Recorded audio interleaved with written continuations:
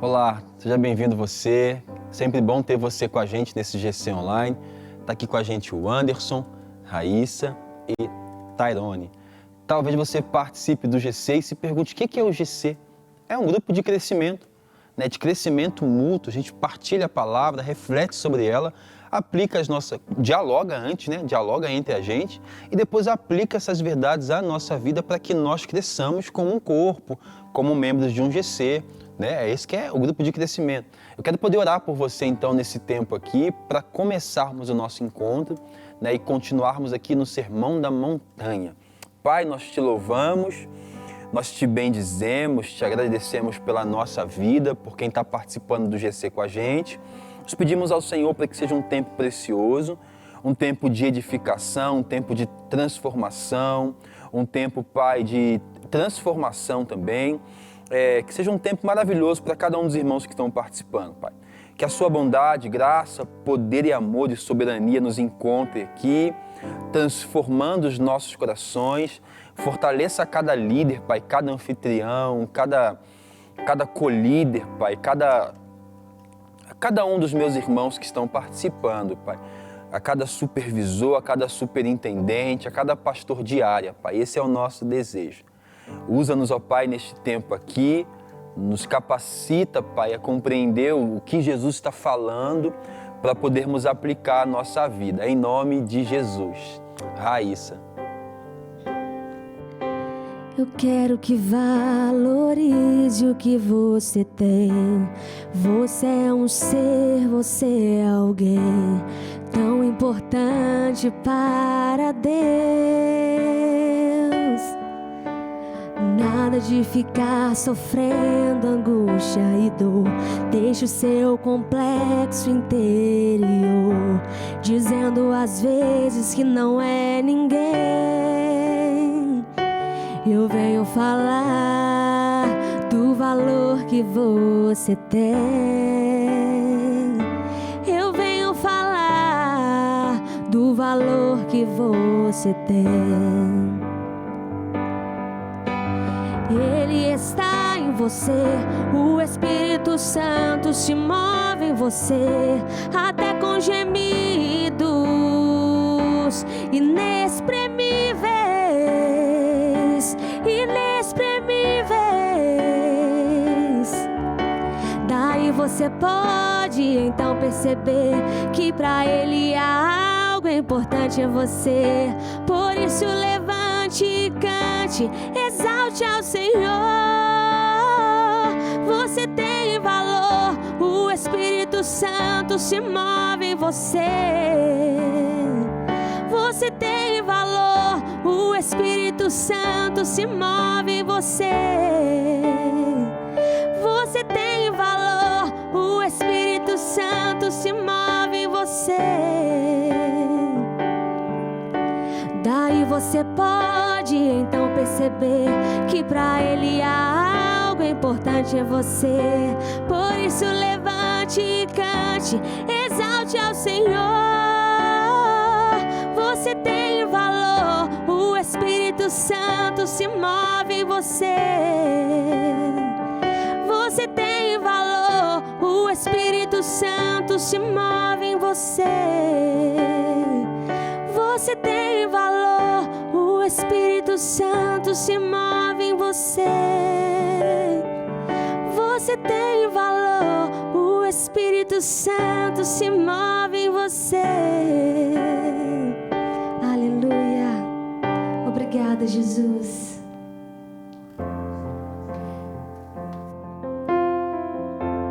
Obrigada pelo teu amor.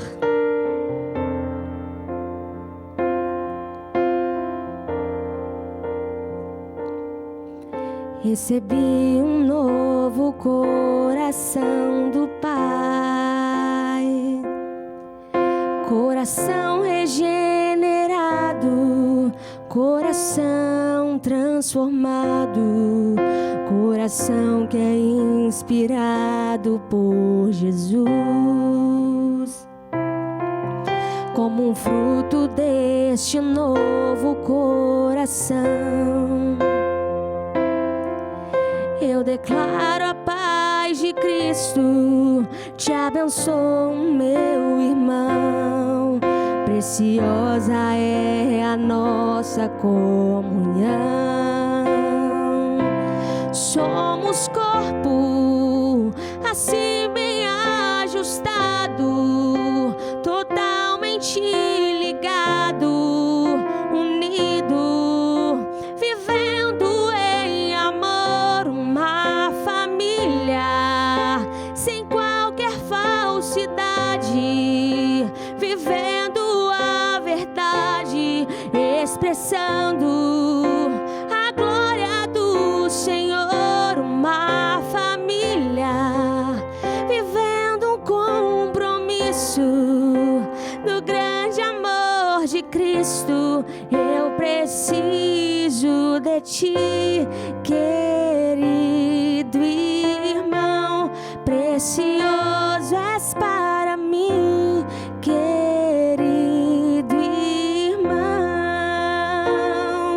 Somos corpo, assim bem ajustado, totalmente ligado, unido, vivendo em amor, uma família, sem qualquer falsidade, vivendo a verdade, expressando a glória do Senhor, uma família, vivendo um compromisso do grande amor de Cristo. Eu preciso de ti, querido irmão, precioso és para mim, querido irmão. Amém, Jesus. Nós te exaltamos, nós te agradecemos, nós te louvamos, Pai. Obrigado pelo nosso GC, obrigado por cada um dos meus irmãos que estão aqui, pelos que estão em casa ou em qualquer outro lugar. Que a sua bondade, graça e poder nos alcance sempre, Pai. Em nome de Jesus. Amém e amém. Na semana passada, nós voltamos aqui a falar sobre o Sermão da Montanha e nós falamos sobre o cristão e a questão da vingança, né? De não buscar vingança. E hoje nós vamos falar sobre a relação com o outro, a relação com o outro, e para isso iremos ler o texto de Mateus capítulo 5, do verso 43 ao verso 48. E o texto fala assim: vocês ouviram o que foi dito, ame o seu próximo e odeie o seu inimigo. Mas eu lhes digo, amem os seus inimigos e orem por aqueles que os perseguem, para que vocês venham a ser filhos de seu Pai que está no céu. Porque ele faz raiar o sol sobre os maus e sobre os bons, e derrama a chuva sobre os justos e injustos. Se vocês amarem aqueles que os amam, que recompensa vocês receberão? Até os publicanos fazem isso. E se ajudarem apenas os seus irmãos, o que estarão fazendo demais? Até os pagãos fazem isso. Portanto, sejam perfeitos como perfeito é o Pai Celestial de vocês. Mais uma vez, Jesus dizendo, vocês ouviram o que foi dito, porém eu vos digo, né? Nessa lição de hoje, a gente vai falar sobre como nós devemos nos relacionar com o outro, né? Seja ele quem for esse outro, né? Bem, na exposição do texto, é fácil amar quem nós gostamos e as pessoas que queremos bem. Por outro lado, amar inimigos é extremamente difícil e custoso. Então a lição já começa nos convidando a refletir que na exposição do texto, a ideia que você quer passar é muito fácil amar a quem nós amamos, ou quem nós gostamos, de quem nós gostamos, ou quem nos ama, né? Custoso e difícil é amar aquelas pessoas que nos perseguem. E o texto bíblico começa citando Lá Levítico 19, para a gente, quando fala para amarmos o nosso próximo, não buscarmos vingança. Parece que o povo hebreu, os judeus dessa época de Cristo, eles entenderam a lei de uma forma equivocada. Eles entenderam que o seu próximo era somente os que faziam parte do seu povo e por isso eles demonstravam amor somente por aqueles que faziam parte do seu povo. E Cristo fala assim, não. Cristo estende isso dizendo assim, olha, o seu povo, ou melhor, você deve amar qualquer pessoa, qualquer ser vivo, né? E aí ele abre ainda mais esse diálogo para que mais pessoas possam ser amadas por esse povo que está aqui sendo questionado por Jesus, né? A discussão é a seguinte, que Cristo ele nos ensina que a nossa relação com outras pessoas precisa ser pautadas no amor. Lembrando que nós falamos aqui na semana passada, porque nós não buscamos justiça por meio da vingança, porque nós buscamos justiça por meio do amor. Então, os fariseus e os escribas pautavam seus relacionamentos por meio de justiça própria. E por isso eles condenavam aqueles que não faziam parte do círculo religioso e do círculo de nascimento ou do círculo da sua nação, né? Eles condenavam os que faziam parte de outros círculos ou de outras convivências ou de outras experiências. E aí, Anderson, o que você já entendeu por esse iniciozinho de conversa? Não, a gente percebe a inauguração de Cristo desse novo Israel, né?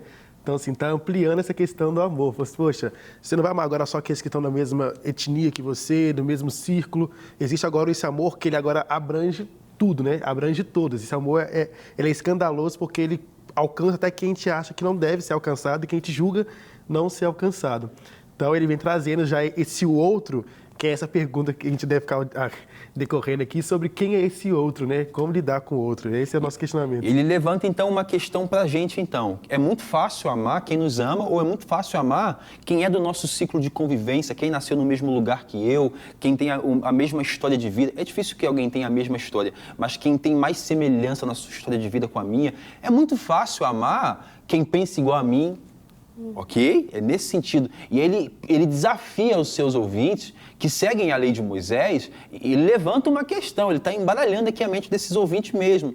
É muito fácil vocês amarem quem vocês julgam ser o próximo de vocês. E vocês julgam que o próximo de vocês é o quê? Quem tem a mesma religião, quem tem a mesma origem, quem é de alguma das 12 tribos ou algo, né? Porém, eu estou dizendo para vocês que o convite que meu Pai faz a vocês é para que vocês amem quem vos persegue. Amem os seus inimigos. Olha só, lembrando aqui mais uma vez que no contexto em que Cristo fala essas palavras, existia um império governando ali como inimigo desse povo. É como se os ouvintes de Cristo estivessem sendo desafiados a amar o povo daquele império. Amar os romanos, por exemplo.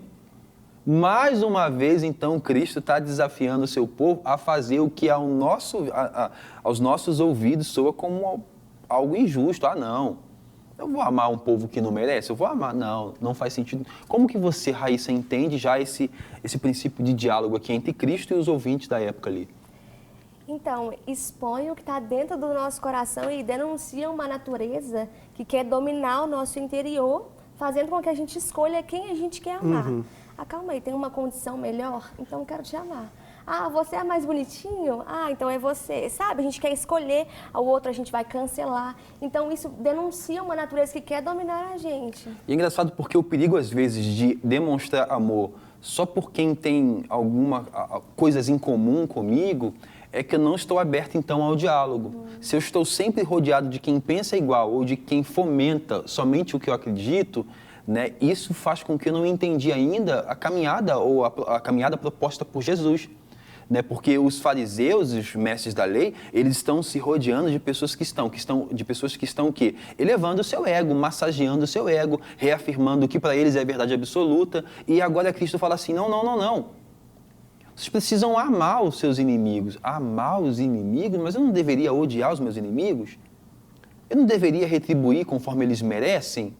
Eu não deveria estar distante deles? E é engraçado porque eu já falei em algum momento aqui na lição, em algum GC online, que é exatamente essa compreensão aqui que Cristo está debatendo, é com essa compreensão, ou com essa mentalidade que a gente lê o Salmo 1.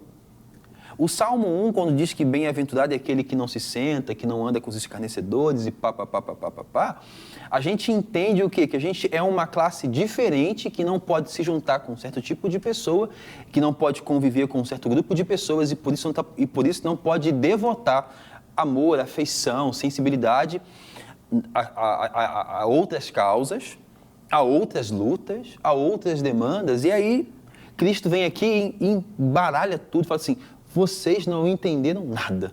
E essa guerra, Rafael, você percebe que ela não é apenas com os próprios romanos que estava, até dentro do próprio judaísmo, né, que existia, que algumas leituras vão falar que são judaísmos, porque eram várias vertentes dentro do judaísmo. E essa guerra entre eles era muito comum. Então, assim, do outro, você não é mais filho de Deus, você não é filho de Deus porque você não crê da mesma forma que eu, você crê que existe anjo, você crê que existe demônio, você crê que tem ressurreição, você não crê que tem ressurreição. E até o cristianismo saiu, era uma das vertentes do judaísmo. Então, dava muito conflito até dentro deles mesmo. E o próprio povo segregava e limitava quem fazia parte, quem não devia. Então, assim, essa crítica e esse denunciar de Cristo, essa explanação de Cristo, ela, assim, toca todos, né? Todos ali estão envolvendo dentro dessa segregação. E é engraçado na sua fala, porque os judeus, eles têm um problema com os samaritanos. E é um problema de origem, é um problema de nascimento. E eles acham que os samaritanos não são uma linhagem pura. E por isso eles não se relacionam com os samaritanos. É exatamente por isso que lá em João 4, quando Cristo pede água para aquela mulher, ela fala assim, como que você, sendo judeu, fala comigo? Olha só, Cristo quebrando um paradigma. Ele, sendo judeu, ele fala com uma samaritana. Para nos ensinar que o quê? Que eu não devo buscar me relacionar ou devotar amor somente a quem faz parte do meu grupo de relacionamento. Isso, no contexto igreja, é um problema. Primeiro porque a gente quer unificar a igreja. A gente quer tornar todo mundo um ser pensante como eu. Eu quero no GC aqui que todo mundo pense igual a mim. E o que não pensa igual a mim, mas que não pensa errado, pensa certo, mas de um outro ponto de vista, eu não quero me relacionar. Se alguém acredita em algo que eu não acredito, eu não quero me relacionar. E a lição mesmo de hoje propõe uma pergunta pra gente. Olha só que a lição pergunta. Como é que é o seu... Vou perguntar para você que está em casa ou em qualquer outro lugar. Como é o seu comportamento com os que não professam a mesma fé que você? Como que é o seu comportamento? É uma pergunta pessoal, sai do script. Como que é o seu comportamento com alguém que não professa a mesma fé que você, Raíssa? Desafiador, né? Porque a gente tem aquela mania de querer impor, eu tô certa, a minha verdade é a minha, ponto, acabou, não quero nem te ouvir. Então é desafiador, é por base de, Senhor, me controla, porque se for de mim mesmo, eu quero cancelar. Tchau, obrigada. E o seu, Anderson? É uma das coisas que eu tenho até estudado sobre esse diálogo interreligioso, né? Igual a Raíssa falou, sempre a gente nunca tem diálogo, a gente quer impor a nossa religião. Diálogo é com essa troca de informação. Sempre, quando eu não consigo colocar o que eu penso às pessoas, eu não me sinto que eu dialoguei bem, eu não senti que eu fiz esse papel. Mas eu percebo, então, se hoje em mim, realmente, abrindo aqui uma grande dificuldade em um diálogo interreligioso, desfazer de toda o que eu tenho de convicção para respeito ao que o outro também tem de convicção, é um trabalho assim, que exerce humildade, exerce respeito e que, naturalmente, eu não sinto inclinado a isso. Então, aí eu vejo o exercício a fazer isso. Ou né? talvez não é nem abdicar das suas convicções, é você ter as suas convicções e ir para uma conversa respeitando a convicção do outro, entendeu? Quando a gente fala sobre diálogo, a gente fala sobre... O pressuposto é respeito. Eu posso ter a minha verdade e para mim ela pode ser absoluta e ela pode ser terrível para mim e é absoluta, ok, tudo bem, desde que no diálogo com o outro eu não tente convencê-lo do que é absoluto para mim, mas eu entre num diálogo disposto a ouvir. Por quê? Porque Deus manifesta a sua existência de forma múltipla. Eu não sou detentor das verdades sobre Deus. Aqui no judaísmo mesmo, a pergunta que a mulher faz para Jesus é: vocês falam que o lugar em que se deve adorar é ali em Jerusalém, o nosso povo adora aqui. Onde que é o lugar? Tá, mas tem algum povo aqui que não está adorando a Deus? Não. Ok? Então, como que eu, Rafael, hoje, como que eu... Sim, deixa eu fazer essa pergunta. Como é que você hoje, Rafael, se vê diante de um diálogo interreligioso, né? Com alguém que professa uma fé diferente? Eu respeito. A primeira coisa que eu tive que perder foi aquela cobrança de ter que convencer a pessoa da minha verdade. Se conversão é o convencimento acerca da verdade, é papel de Deus. O meu papel é testemunhar, e aí é onde a gente entra, então, com a importância do diálogo e do respeito para que as pessoas ouçam. E é engraçado porque, às vezes, eu tenho uma verdade, e pode ser absoluta para mim, só que eu nem sequer apresentei para a pessoa a verdade, eu quero convencê-la a vir para o meu lado, olha só. E aí não tem como, né? Não existe diálogo em ambiente que não há respeito, né? Não existe, não tem como ter esse diálogo. É exatamente contra isso e contra várias outras e contra uma série de outras injustiças que Cristo está falando aqui. Né? Ao invés de você amar somente quem reproduz o que você fala, o seu discurso, que é compatível com a sua fé, eu estou te desafiando a amar quem tem uma fé diferente e também a amar quem apedreja a sua fé. Olha aí, porque o inimigo não é o que tem a fé diferente. O inimigo é talvez o que se levanta de forma injusta contra o que você acredita. Às vezes nós, quando queremos suprimir a liberdade de expressão e de fé do outro, de culto do outro, a gente está se levantando como inimigos. É isso que a lição está falando. Vou ler mais uma vez aqui o texto para ficar claro as palavras de Jesus. Qualquer coisa que você discordar ou não entender, é Jesus, que é Ele que está falando. Olha o que ele fala aqui para a gente aqui em Mateus, no capítulo 5. Né? Vocês ouviram o que foi dito, ame o seu próximo e odeie o seu inimigo. Mas eu lhes digo, amem os seus inimigos e orem por aqueles que vos perseguem. Ele sequer fala sobre os próximos, sobre os amigos, sobre os que têm a mesma fé. O que tem a mesma fé, beleza. Agora, quanto ao inimigo e quanto ao que persegue, ame.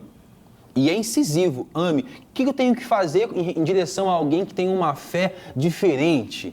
Amar. Não, mas não é justo porque ele adora ídolo tal, porque ele fala...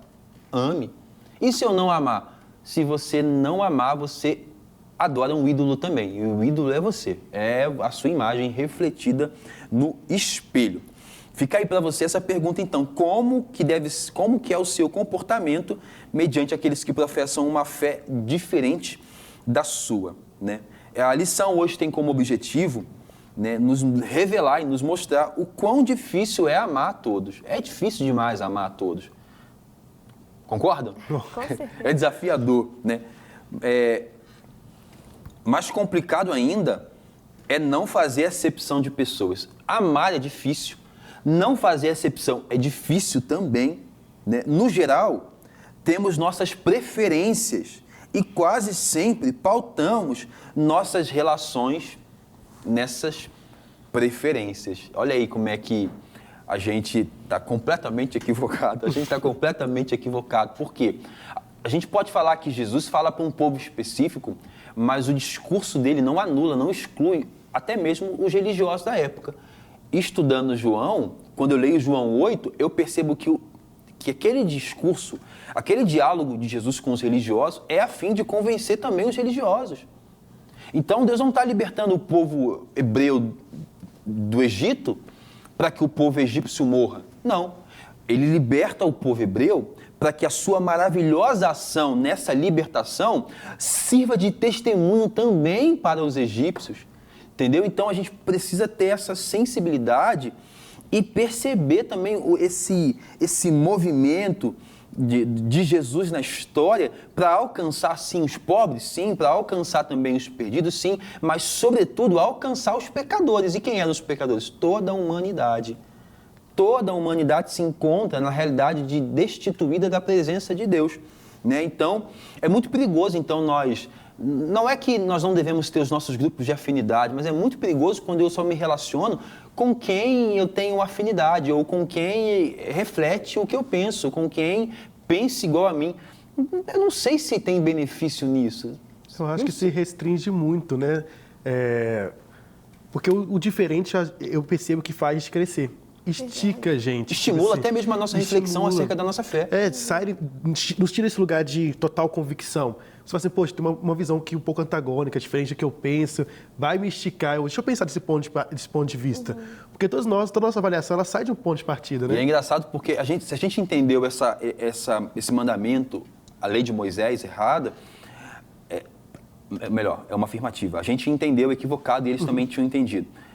É por isso que a gente, às vezes, quer criar um universo, uma terra, um globo, um espaço completamente evangélico, para que todo mundo que esteja ali dentro pense igual a gente. Mas mesmo dentro da fé evangélica existe uma diversidade. Tem os irmãos presbiterianos, tem os batistas, tem os luteranos, tem os assembleianos. E aí? Não podem caminhar juntos? Não podem dialogar? Podem. Então, se podem, isso ensina para a gente que existe beleza na diversidade e que nós devemos prezar pela diversidade. Porque é exatamente o que eu tenho percebido, que às vezes no meu grupo de afinidade, quando eu erro, ninguém tem coragem de apontar o meu erro. Por quê? Porque eu realmente vou ficar nesse grupo de afinidade, por quê? Porque ali o meu ego é massageado. Mas quando eu me abro a outros grupos de relacionamento, eu vou encontrar com alguém que vai dizer assim, olha, Rafa, não foi legal essa atitude. Olha, Rafa, essa sua fala não foi boa. Olha, essas suas palavras, isso aqui, isso aqui. Isso é bom para quê? Para crescimento. É por isso que o outro, apesar de não exercer a mesma fé, apesar de não estar na mesma denominação, apesar de muitas coisas, ele sempre tem o que acrescentar na minha vida. E principalmente, Rafa, porque o nosso grupo de afinidade, às vezes, não vai nos corrigir porque eles pensam como nós e talvez aquela fala, aquela posição nossa, eles não vejam como errado. Então, assim, se eu estou num grupo que todo mundo é o mesmo padrão, tudo ali personalizado, então, se alguns comportamentos meus não vai preferir o outro. Como exemplo, estamos aqui 3 homens e uma mulher. Talvez nós 3 homens aqui numa estrutura machista falam uma frase que para nós é super normal, mas com a Raíssa aqui, ela fala assim, pô, gente, essa fala fere quem eu sou. Então, talvez os judeus aqui, eles estão vendo alguns outros judeus repudiando pessoas, excluindo pessoas, tratando pessoas com acepção, e eles não conseguem discernir que essas pessoas devem participar porque eles também vivem a mesma realidade de pensamento. Né? Então, esse é o desafio.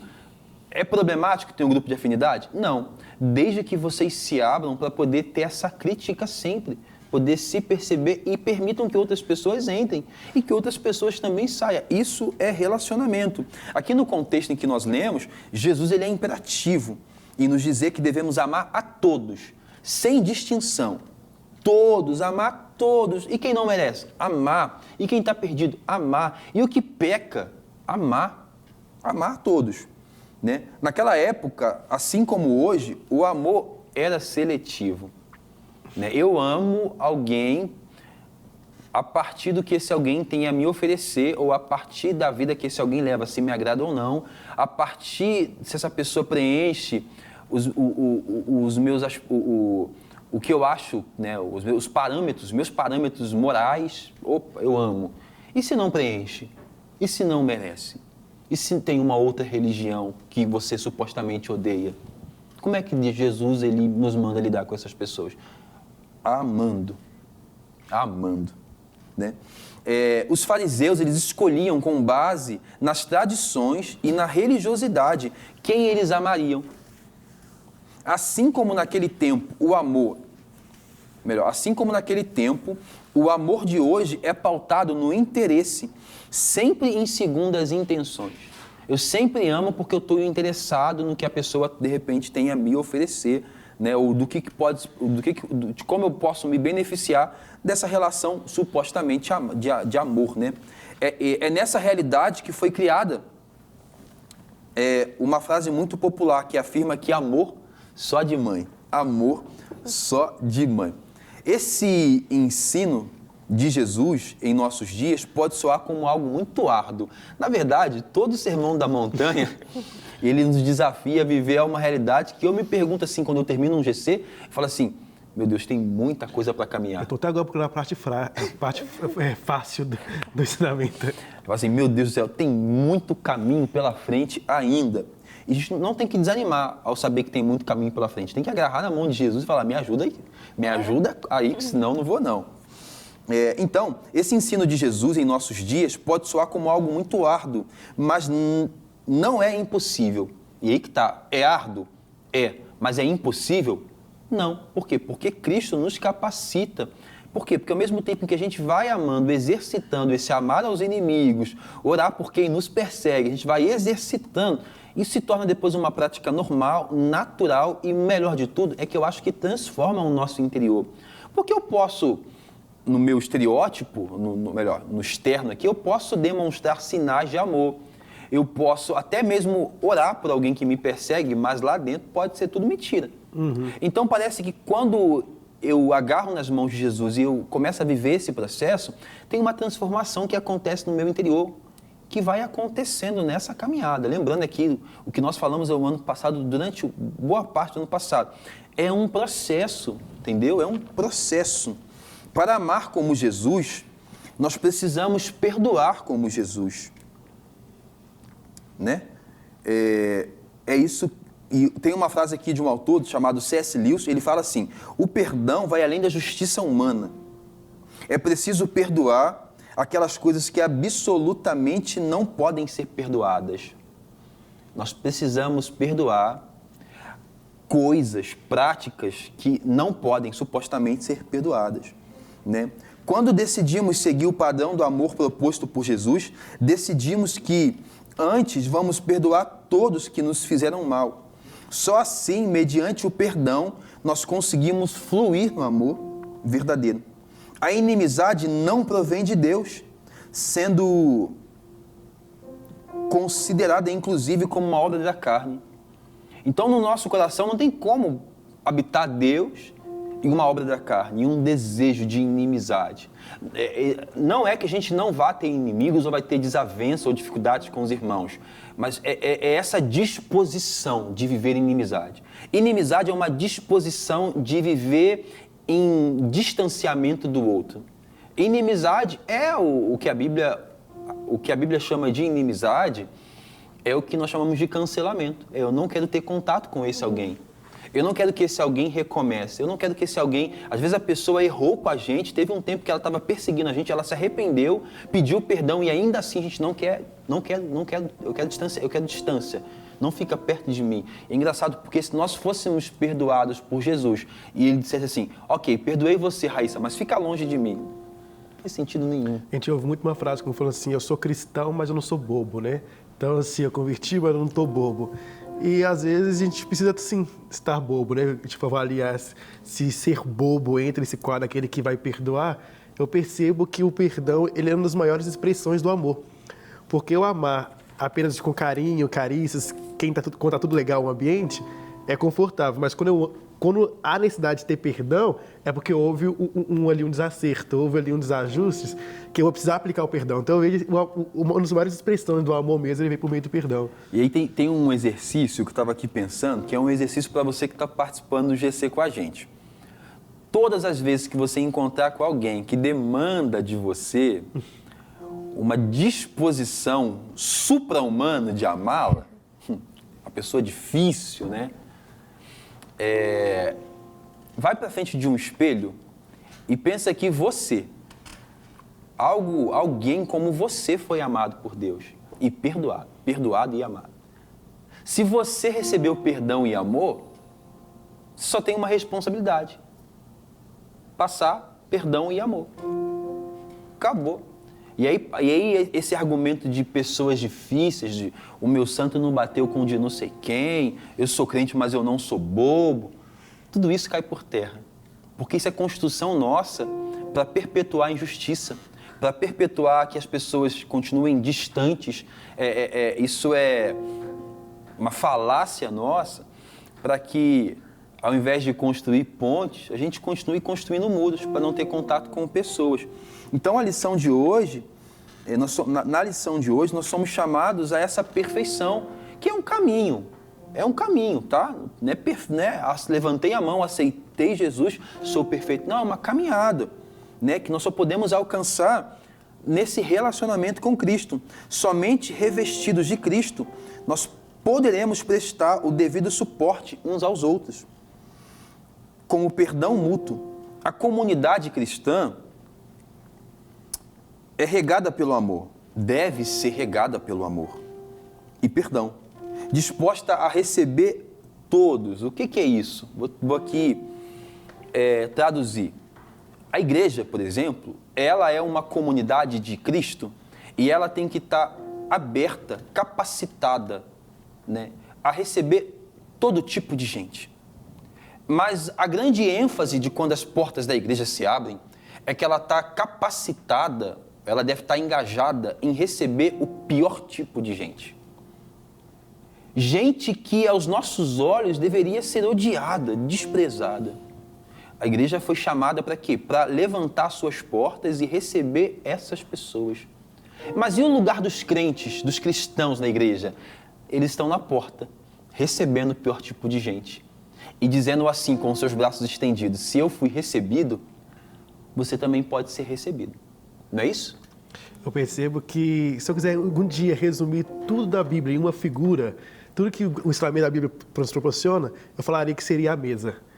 Então, assim, esse convite que Deus nos faz a sentar à mesa, quando Ele fala sobre a ceia, Ele fala dessa comunidade, a qual todos estão sentados no mesmo lugar. E quando todo mundo é sentado, todo mundo tem o mesmo tamanho, todo mundo vai degustar da mesma comida, todo mundo vai ter a presença de todos e no mesmo lugar. Então, assim, falar sobre cristianismo é falar sobre essa diversidade mais próxima, né? Que ao nós olharmos sobre o diverso, é tendencioso a gente querer que ele seja diferente, esteja distante da gente. Mas eu percebo, há um convite a sermos comunidade de Deus, sermos povo de Deus, sermos família de Deus, esperando, olhando para Deus, ver que Ele é uma comunidade, e também sermos uma comunidade, assim como Ele é. Amém. E qual que é a aplicação? Como aplicar esse nosso diálogo aqui nas nossas próprias vidas e também você que está participando do GC? Como aplicar isso à sua vida? Nós precisamos olhar para dentro de nós e em uma análise autocrítica, né, para percebermos se nosso amor é seletivo ou não. E é engraçado porque isso mancha muito da caminhada de Jesus, do testemunho dele. Se a gente ama a quem merece ser amado e nós odiamos a quem merece ser odiado, a gente não entendeu ainda o Evangelho. Porque o Evangelho diz que Deus amou quem era digno de ódio. Ok, se for esse o nosso caso, precisamos nos quebrantar e em oração, clamando para que o Espírito Santo nos mude. Clamando. E confessar esse pecado, porque esse é um pecado também. Uhum. Se eu amo um e outro não, eu não entendi. E aí eu queria que, antes de orar, ler uma frase que me marcou muito em 2016. Né? E a frase fala assim: eu só sei que amo verdadeiramente depois de ter esbarrado nas imperfeições do outro, depois de ter conhecido a sua pior faceta e mesmo assim continuar reconhecendo-a como parte a que não posso renunciar. Só o amor me faz conviver com o precário da vida, com a indigência humana. Que Deus nos capacite então a amar. Não a amar somente quem concorda com o que a gente fala, prega. Não amar somente quem compartilha da nossa confissão de fé. Não. Amar quem é diferente. Amar quem parece que não merece. Amar, né? Se tem algo que falta no mundo é amor. E aí nós precisamos entender que durante muito tempo nós amamos a ideia de amar. A ideia de amar ela é muito falada, mas a prática é muito distante. Todas as pessoas precisam ser amadas. Todas. Todas. E o que mais parece que é injusto, quando eu penso que a Bíblia está me mandando, Jesus está me mandando amar todo mundo, parece que é injusto, porque eu ainda acho que tem algumas pessoas que não merecem ser amadas, por erros que cometeram, por crimes, não merecem ser amadas. Mas Jesus insistentemente fala assim: Rafael, você está equivocado. Está equivocado, você está errado. Que Deus te capacite, meu irmão. Não tem mais o que falar. Deus te capacite a amar como Jesus amou, no amor sacrificial. O amor cristão deve ser o amor que faz referência a Jesus. É o amor que faz com que nós lancemos as pedras ao chão. A gente não está sentenciando ninguém à morte. O amor cristão, ele sentencia pessoas à vida. É o amor de Deus que nos capacita a viver uma nova vida. É o amor de Deus que nos capacita a reproduzir aquele versículo. Se alguém está em Cristo, o que ele fez no passado não importa mais. Ele é uma nova criatura e de hoje em diante há uma nova possibilidade. Que Deus capacite você a amar o diferente, a amar o perdido, a amar o outro, a amar qualquer pessoa, a amar qualquer um, a amar. Que Deus te capacite a revelar esse amor, né? Que Deus te capacite a olhar para o seu interior e perceber. Se você não ama, é porque você ainda não, é porque talvez você não tenha tido um encontro com o amor dele. E é possível que você tenha tido um encontro somente com a religião, não com o amor de Cristo. Porque uma vez que nós tenhamos sido encontrados por esse amor, a gente só quer revelar o mesmo amor que nos encontrou, né? E aí você vai ter essa semana para você poder encontrar com pessoas que você não gosta muito de ter contato, que você atravessa a rua, que não tem uma boa origem, né? Lembra de Jesus, o argumento? Pode sair algo bom de Nazaré? Nasceu no filho de Maria e de José, o carpinteiro, né? Será que se Jesus estivesse aqui hoje, do jeito que ele estava presencialmente, né, naquele tempo, nos tempos bíblicos, será que nós amaríamos a ele? Será que se esse discurso que eu estou lendo aqui, nós ouvíssemos da boca dele, será que nós o amaríamos? A Bíblia diz pra gente, lá em João 6, o discurso dele, esse discurso foi tão pesado que os que deveriam amá-lo, os que tinham acabado de comer do pão que ele multiplicou, foram embora. Pai, nos capacita, Senhor, a amar. Amar a todos e todas.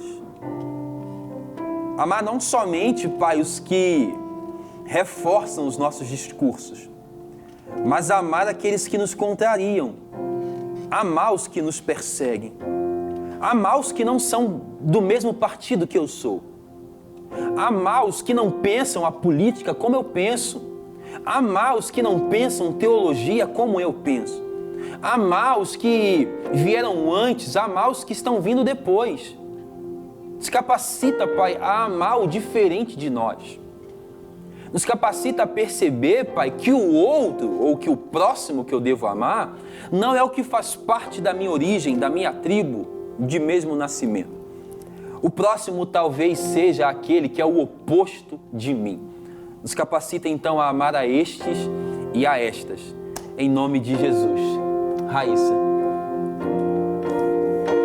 Recebi um novo coração do Pai, coração regenerado, coração transformado, coração que é inspirado por Jesus, como um fruto deste novo coração. Eu declaro a paz de Cristo, te abençoo, meu irmão. Preciosa é a nossa comunhão. Somos corpos assim bem ajustados, totalmente ligado, unido, vivendo em amor, uma família, vivendo um compromisso do grande amor de Cristo. Eu preciso de ti, querido irmão. Que bom. A gente espera que esse GC tenha te abençoado. Se esforce para amar quem é diferente. Amar os que são de fora. Amar a todos e todas que Deus colocar no seu caminho. Ame os seus parentes que não conhecem a Cristo ainda. Ame os seus inimigos, ame. Por mais desafiador e difícil que isso possa ser, nós não estamos sozinhos. Existiu e existe um homem que nos ensinou o caminho do amor. Que Deus te abençoe e até semana que vem. somos corpo.